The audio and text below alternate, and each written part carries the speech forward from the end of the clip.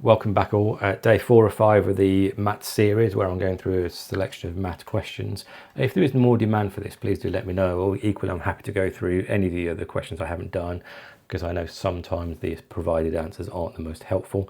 I like this question. I like this question because it involves you spotting something that your teachers will continuously tell you need to be good at spotting. So I will say no more. Have a go at this question. It is notably easier than it looks as long as you can spot it. Otherwise, it's just a lot of work. They will both get you to the right answers because I've done it both ways. I'll see you back in a couple of minutes.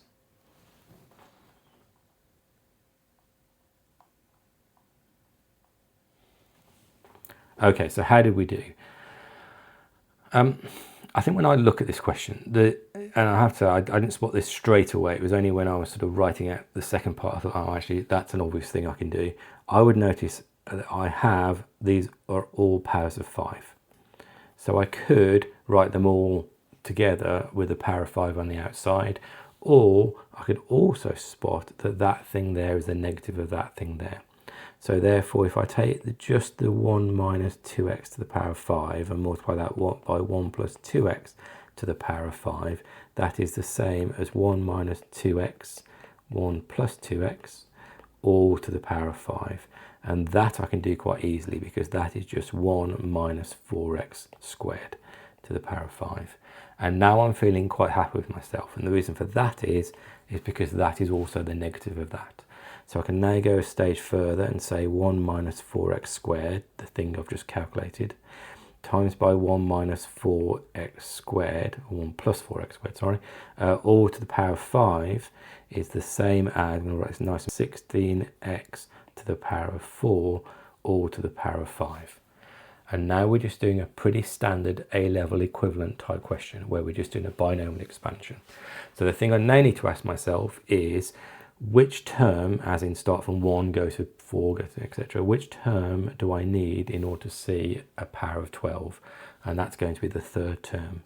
Using my understanding of binomial expansion, that is going to be 5 choose 3 times by minus 1 to the power of 3 times by plus 16 to the power of 3.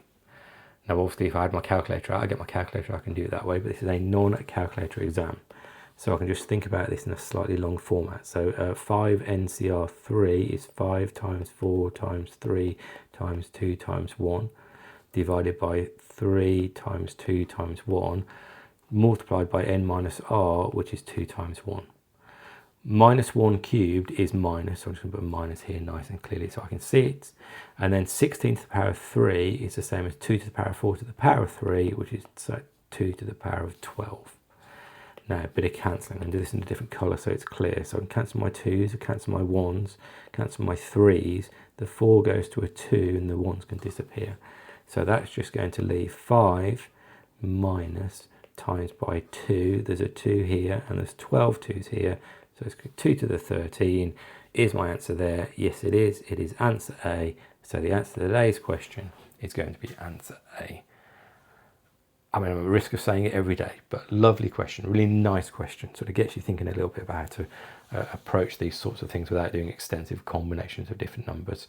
As ever, any comments, please do leave the comments. Please do subscribe to the channel, like the video, helps others see it. It really does help the message get out there, YouTube algorithms, etc., etc. Either way, I'll see you tomorrow for question 5 out of 5. Thanks all.